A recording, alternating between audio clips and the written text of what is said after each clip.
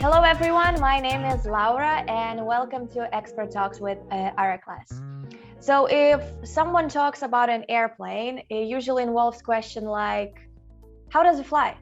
Or maybe, how does it stay in the air? And maybe, how big is it? And stuff like that. But what if I asked you, how do airlines acquire aircraft? Or how do they have that many planes in their fleet? So if you know the answers to these questions, that's wonderful, but I'm sure there are people that don't. And to help me with these answers, I have asked Dr. Donal Hanley to join me today. So Donal, thanks for your time today. Thank you, Laura. Now, in all of our expert talks, we're gonna explore Donal's experience and teaching, introduce his course at Aeroclass, and talk about leasing as well. So Donal, if you're ready, I just want to ask you, as I asked all the other instructors at Aeroclass, how did your career in aviation start? I have to admit, not exactly planned on my part. I trained as a lawyer in Ireland many years ago, probably before many of your viewers would have been born. And the economy was very bad in those days. So training as a lawyer, one is always hopeful to be offered a position by the law firm upon qualification. The alternative was emigration, if we couldn't find a job in Dublin, where I grew up. So I trained with the largest law firm in Dublin at the time, McCann Fitzgerald. And when I qualified, they kindly offered me a position as a qualified lawyer. I had never particularly thought of aircraft finance, but the position they offered me was in their London office. So it actually did mean going abroad to work in the field of aircraft finance, which I had done a little bit of during my training. To be frank, I was just very grateful to get a job. And I thought it sounded quite exciting to be able to work overseas as well. I grew up quite near Dublin Airport, and a lot of the kids who lived near me, their parents worked in Aer Lingus or in Dublin Airport or for the Irish Aviation Authority. I was never one of those kids. So, when I was in school, I never had model aircraft in my bedroom. Now I do, sadly, but in those days I didn't. But I was quite open-minded about the position. I was relieved to get a job, and I moved to London. And after a few years of doing this type of work, I realized I actually very much enjoy it. For me, however, as a lawyer, my interest is really in the rights and obligations that go with the aircraft. So I'm still hopeless at telling you if I'm on an Airbus or a Boeing. I can't plane spot to save my life. You mentioned at the start, how does an airplane stay in the air? During the course of my career, there were times when I was flying maybe 3 weeks out of every month internationally. I'm still a nervous passenger when I start to think about how does the aircraft stay in the air. But I realized that I'd become quite skilled at and quite passionate about aircraft financing and leasing. And so I stuck with it throughout my career. So I'm guessing there were no regrets kind of looking back in the industry that you chose? None at all. No, I mean, sometimes I'm a little wistful and think, could I have done all of my career from staying in Ireland all along? And actually, probably I could, given that Ireland is such a base for aircraft financing and leasing. But I've been very fortunate to have spent my career in England, Japan, United States, Canada, Taiwan. And that's only where I've lived. My business travel has brought me to North and South America, Africa, Middle East, all parts of Asia, all parts of Europe. So it really has been a global career, which I'm enjoying immensely. Now, you mentioned a global career. So of course, you had many different assignments and, different experiences all over the place. But is there anything that really stands out for you? There are a few that I can think of. One was when I was still relatively early working for an aircraft leasing company, having to arrange the arrest of an aircraft leased to an airline which hadn't been paying the lessor for some time. And unfortunately, I was unable to travel in person because I needed to stay in the United States at the time. But it was fascinating working in those days with private detectives whose job it was to go to the airport and report back, having looked through their binoculars to see when was our aircraft going on a particular route. We had to figure out which airports did the airline fly to, which ones did they fly our aircraft to, and in which of those airports, in their courts, in which of those courts could we get a court order to arrest the aircraft easily enough. In this particular case, it involved a Brazilian aircraft, And we obtained a court order in Canada, having examined and ruled out many other jurisdictions to which that airline flew. And I have to tell you, it really was quite a thrill. I felt quite sorry for the passengers involved, of course. But when the aircraft landed in Toronto, we instructed the sheriff to go on board and to arrest the aircraft. That was my first time to arrest an aircraft, and it really was quite thrilling. I've done many arrests since, but the first one always stands out in my mind. And of course, it's not the way a lessor always wants to end up a relationship with a lessee. Most times it works out well. It works out in a very friendly basis, but it's essential to understand how it works out if things don't go well. And so that happened to me quite early on. The other major memory, I suppose, in my career so far working with an aircraft leasing company is setting up a joint venture aircraft leasing company in Egypt with my then employer, an American leasing company. This was put together by the Egyptian Civil Aviation Ministry. And we did the joint venture right before the revolution. So I remember attending some meetings during the revolution, and we managed to get the leasing company up and running, notwithstanding the revolution. But perhaps one of the highlights of my career was being at a board meeting of the company, and the chairman, a senior Air Force officer in Egypt, we heard the rolling of tanks outside the Civil Aviation Ministry where we were then holding our meetings. And he sent one of the junior persons to the window and said, "What do you see?" And the young man replied, "I see tanks." And our chairman said, "Please tell me which way the tanks are pointed. Are they pointed in or pointed out?" And the young man said, "They're pointed out." So I remember our chairman saying, "That is good. We are still in power. We're still in office." So he told the young man to stay at the window and let us know if the tanks turned around and started to face inward, because at that stage we were going to have to run to the airport. Thankfully, the tanks did not turn around and we were able to complete our meeting. But it's certainly not the kind of thing I expected, when I graduated from law school, as to what kind of things I'd be experiencing during my career. To be fair, I'm quite surprised. It's so action-packed what you're telling me now. I mean, as you said, when someone talks about being a lawyer, you expect it to be very corporate and, suits and briefcases. But from what you've just told me, we can write a movie about you, or at least a miniseries for Netflix, at least. For the most part, it is wearing formal suits and going to business meetings and negotiating what are usually quite dry legal documents. That's true. But it's not all like that. One example of non-verbal negotiation, which I saw, was in connection with that Brazilian aircraft I was telling you about earlier, which we ended up arresting. In a last-ditch bid to save the relationship, a senior executive for my company went down to Brazil to meet the CEO of the Brazilian airline. The airline couldn't pay us due to the collapse in their local currency, and the bill had really amounted to a rather large sum at this stage. Now, normally you would expect to begin a business meeting with shaking of hands and, offering and accepting of hospitality, a cup of coffee, some water, etc., and some small talk before the negotiations begin.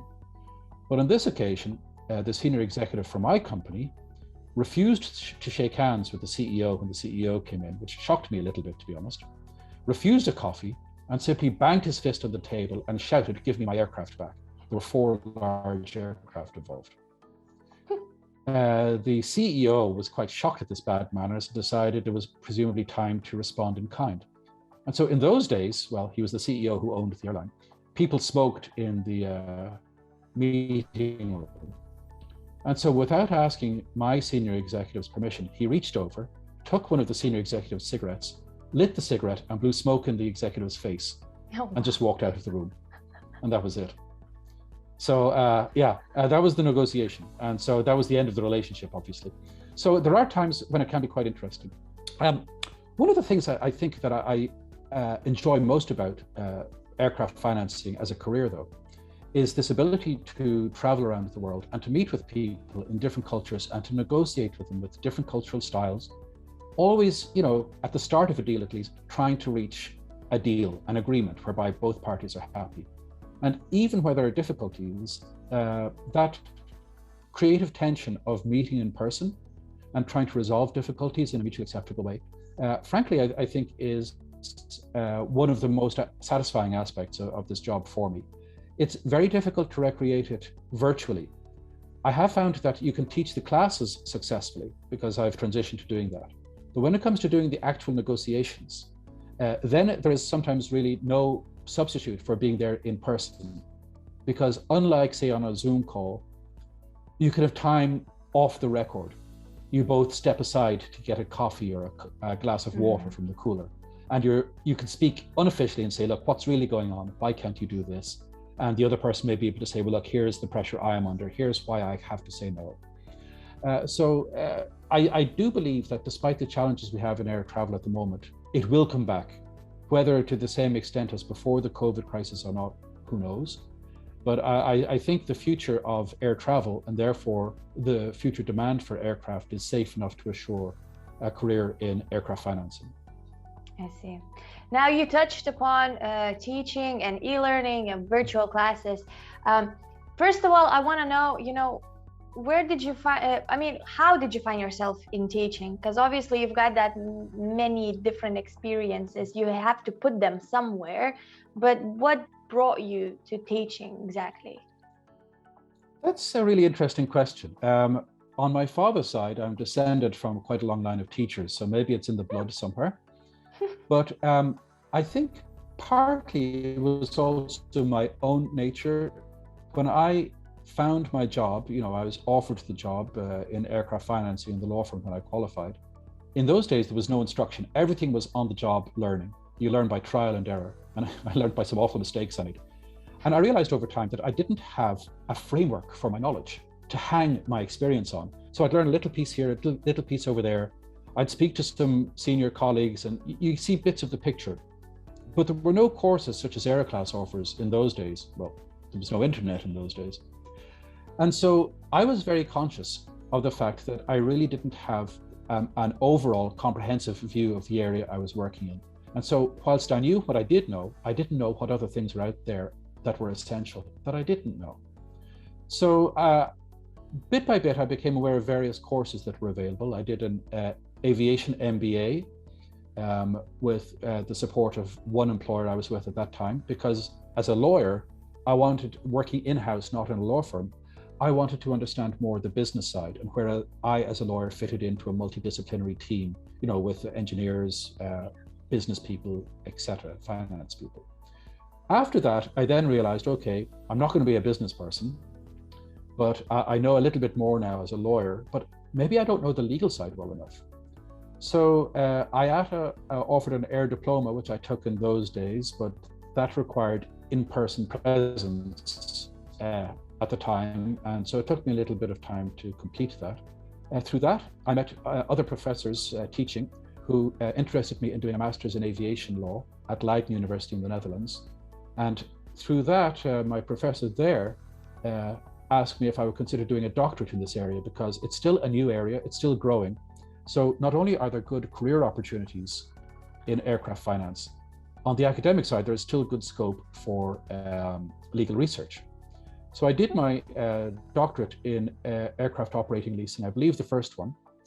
And I was then invited to start teaching in this area by one of my mentors at McGill University, the late Dr. Donald Bunker. So it was he who got me interested in teaching at first. And like I am now, he was part-time practitioner, part-time aviation law professor. Maybe a little unlike him, over time, I've realized that I enjoy the teaching side more. And so gradually, I can't say there's ever been a master plan to my career, I've transitioned over to doing a lot more teaching now. I still stay involved on the actual aircraft financing and acquisition side, though, because I'm a non-executive director of several companies. And I enjoy that work as well as a director, and it keeps me up to date with actual developments on the ground. Yeah. But on the teaching side, my position on the faculty at McGill enables me to keep up to date with the latest research in the area. So overall, as you can see, it's been a sort of a gradual transition towards perhaps where my talents lie, but I can't say that it was planned from day one.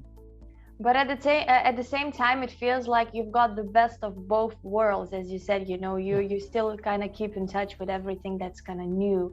And you've got, I think, the best view out of everyone to know, where the practical and theoretical kind of meets. And that's my passion.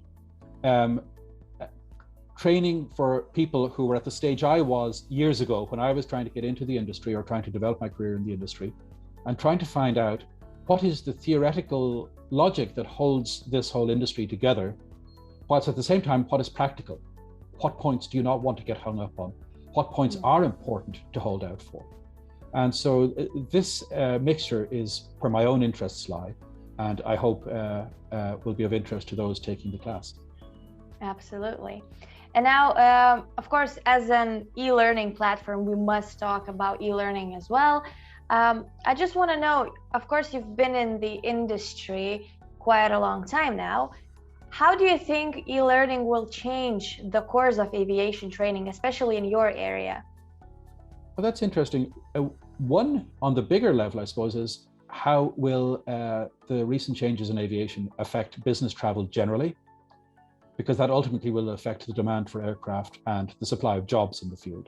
So who knows is the only answer to that, except I hope it comes back, because this is very important to many of us, not only for our careers, but also for personal reasons, for visiting family, now that people are so spread out all over the world.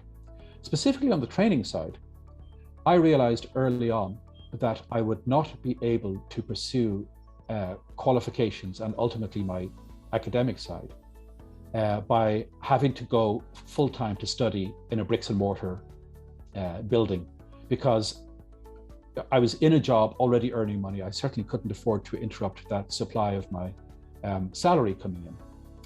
So I started out by blended learning. In my day, blended learning was a mixture of going there in person full-time for, say, 2 weeks every 6 months or something like that, followed by remote assignments and other work. Now I see that blended learning has shifted as the entire practice has shifted to a mixture of live online classes and on-demand access to courses. When I started out, definitely there was a prejudice in favor of in-person, in-classroom study. And there are still some advantages to that, but frankly, the advantages are more ephemeral. It's going out for a meal with your classmates in the evening. When it comes to the in-classroom stuff, however, certainly I found at this stage that it actually makes no difference to me whatsoever. I recall my students with whom I've dealt. I don't always recall, if I've met them in a live classroom or if I've met them virtually on a virtual classroom. It actually doesn't make a difference. And I think, people are finding this as during the pandemic, this is how they quite often kept in touch with family as well. You don't recall, I didn't really see, my cousin or my sibling. I had a Zoom call instead. And it's like that with the classmates. So, for example, this summer, I met up with some people that I had originally met through teaching online. It did not feel like I was meeting for the first time because we'd already built up a relationship. So I think those barriers have broken down now. And the convenience of being able to study from home without not only the expense, but the time away from home is such that for many people, I think this is a much more attractive option now. I'm just sorry it wasn't fully available to the developed level it is now when I was starting out. I see, but now you can be a part of it, from another side, not as a student, but as someone who is actually teaching everyone.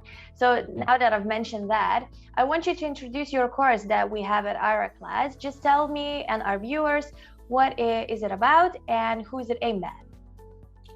Okay, well, I think it is aimed primarily at two sets of people: those who would like to enter the industry and those who are in the industry but would like to be able to progress within their careers. And maybe they're not sure how to do it. So that's the exact same boat I was in when I first started looking for courses, but there was nothing quite so tailored as this when I was starting out.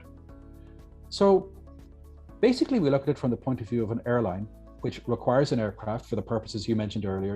How do you get an aircraft? Well, why do you even get an aircraft? It's to fly passengers. As an airline, that's your business model. There are many means of acquiring an aircraft. And so we look at each of those in turn. A wealthy enough airline could just pay cash and buy an aircraft, either a new aircraft or a used aircraft. And that's relatively straightforward. We look at that. If the airline buys an aircraft, more likely it's going to need to borrow money in order to buy the aircraft. And we look at the various different structures that are available there. And now, actually ahead of target, ahead of forecast, I should say, already half of the commercial aircraft in the world are leased rather than owned. So half the time the airline decides it's actually going to lease in an aircraft for a number of years instead of buying the aircraft, because it doesn't need to buy the aircraft. Aircraft are expensive to acquire. They're quite expensive to dispose of. Yeah. By just leasing in an aircraft, the airline basically doesn't need to be worried about the future value of the aircraft. It knows, I need an aircraft for 5 years, I'm going to take it in for 5 years, and at the end, it's the lessor's problem. And we look at the various different types of lease that are available to airlines. This is especially popular with low-cost carriers and startup airlines, particularly those startup airlines which may not have the capital to buy an aircraft. That's a hugely capital-intensive process. So we look at all of these aspects in this course from a very pragmatic and practical aspect. I mean, we touch on the theory so that people will see the overall framework, but it's a very practical course. So I want to explore that a little bit further with you, the leasing sector and its, kind of complexities as well. Now, you mentioned yourself that now nearly half of all total aircraft in use is lease.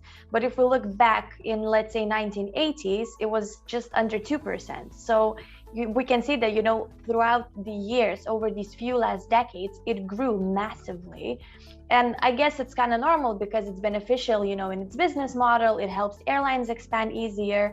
And I do know that for some years in the past, it had low interest rates. But of course, the pandemic came. So how did the COVID-19 restrictions really influence the aircraft leasing companies? And maybe there are some future forecasts that you can share with us. Forecasting the future is a dangerous profession, but certainly I think what we have seen come out of the latest crisis, the COVID crisis, is the third major one of my career. The first one which hit me was 9/11, when I was still relatively junior in my career, and at that time we thought it was the end of the world. Of course it wasn't. People rebuilt it was a terrible thing, but eventually the industry recovered. The next major crisis we had was the banking crisis of 2008 or so. And it wasn't as big as 9/11, but again, eventually the industry recovered. This is bigger than anything anyone has ever seen, COVID. I mean, it has affected everybody globally. Where that goes from here is hard to tell. Where it has gone now is interesting. Because of effective bans on travel, airlines' ability to pay their rent or repay their loans was greatly impacted. And so a lot of times this immediately affected the airlines' banks or other lenders and their lessors. So there was a lot of restructuring, a lot of debt forgiveness, etc. Now that we hope we are coming out of the crisis, where the industry goes from here is the next big question. For example, as I mentioned earlier, will there be a permanent reduction in the amount of business travel? If so, I mean, that's the most lucrative area for airlines. So could that see a lower demand for aircraft? To be honest, I don't really know yet. I hope not, because these things tend to bounce back. But again, we need to see. At the same time, what I'm hearing also is as lessors and airlines try and plan for the future, they're very conscious of what kind of aircraft they're going to invest in a very uncertain market. What I have been struck by a lot is the focus, certainly by my friends in the leasing community, on environmentally clean aircraft, the development of carbon-free fueled aircraft in the future, and what the effect of that will be on existing aircraft in the market, on their values. This all remains to be seen. I think it'll be wonderfully exciting. I don't know if it will all be smooth, but certainly I think there will be scope for further career progress for people hoping to enter this area. Because you mentioned, this environmental question, because of course, a lot of companies now also look into, being kind of eco-friendly and reducing their carbon footprint is very important to them. But in this situation then, who's the one that decides on that? Is it the airline or is it the leasing company that kind of makes that decision to go towards that eco-friendly? Ultimately, it's going to be the airlines, possibly because of regulators' requirements. But leasing companies order aircraft either specifically for pre-existing clients or on a so-called speculative basis, whereby they don't have a customer lined up at the time they order a new aircraft. The lead time for a new aircraft is about 5 years at the moment. And so leasing companies prefer to order popular aircraft, which they know will be easy to place, a Boeing 737 and Airbus A320, because they know there will always be customers for those. As we move into new aircraft types, it's much riskier game for everybody. So the leasing companies will want to make sure that if they are going to invest in an aircraft, they won't be stuck with something that the airlines don't want. So my feeling is that at least initially, leasing companies will be more comfortable moving into this area, having already secured airlines which have already decided on these aircraft types, but have also decided that they don't want to buy them themselves. They want to work with a lessor partner who will buy it and lease it to them. That's just my guess. I could be wrong, but certainly if I were running a leasing company, that's probably how I would be approaching this. I see. But at the end of the day, this kind of talk about eco-friendly aircraft is already kind of circling around. It is more so than I had expected. You know, as COVID restrictions were lifted in Ireland and I was able to meet colleagues from the industry again, what I noticed was after we initially talked about, how awful the restrictions were, the conversations went straight on to actually the future aircraft types and how possibly one effect of this crisis will be to move that forward a little bit. The transition to clean fuel aircraft. Interesting. So I guess, somewhere along the way in the future, we might even kind of explore this topic a bit more and hopefully, see it growing. But kind of coming back to challenges of leasing an aircraft, I wanted to ask you about the short-term and seasonal demand, because of course, for an airline that has a very big growth of passengers, let's say during the summertime, it kind of presents these challenges of aircraft, and maybe there's not enough of that in their fleet. So what are the challenges to the airline regarding its kind of leases? That's actually something that we look at in the course. Exactly an airline in that position. There are really maybe two main options open to an airline which has a seasonal demand, either because it's the summer months when they're going to be busier than usual, or there's a one-off event, there's a World Cup or some big sporting event, and a lot of their fans will want to travel. They're not going to have a spare aircraft in their fleet all along, just waiting for that occasion. So the two main tools that an airline would have are what's called summer leasing. Basically, the airline might go to another airline and say, your quiet season is summer, your busy season is winter. For example, some Canadian airlines that specialize in flying Canadians in winter down to the Caribbean. But that Canadian airline might need the aircraft so much during the summer months. Well, if that is a high demand time in Europe, the Canadian airline might lease or sublease that aircraft over to the European airline for 6 months at a time. And there are particular challenges with moving an aircraft in and out every 6 months, but there are devices for doing that, which we explore. The other way of doing it is by way of a wet lease. This is probably more suitable for a one-off event, because with a wet lease, the wet lessor is actually providing not just an aircraft on a short-term basis, but it comes with a crew. Now, if you were an airline which already has plenty crew, it's just as short of aircraft, that might not be the ideal option. But again, we look at what are the best options for the aircraft in the situation it faces itself. I see. So I'm sure, for everyone that's interested, they can explore this topic and all the other things that we've talked about in your course. So viewers, make sure you check our website and find Donal's course there. I guess, we could explore different topics, but I don't want to kind of give too much away, because we want the people to see that for themselves in their screens and to learn from that. So I'm going to leave it here. And once again, I want to say a big thank you for you, Donal, for joining me. I know, there's a big time difference between us and you're far away from home. So I really, really appreciate your time. And I hope you enjoyed it as much as I did. I did indeed. Thank you very much, Laura. And I look forward to seeing your students on the course. Absolutely. So, all right, that's a wrap for today. I'll see you all in our next expert talk. So bye, Donal. Bye to our viewers. Take care.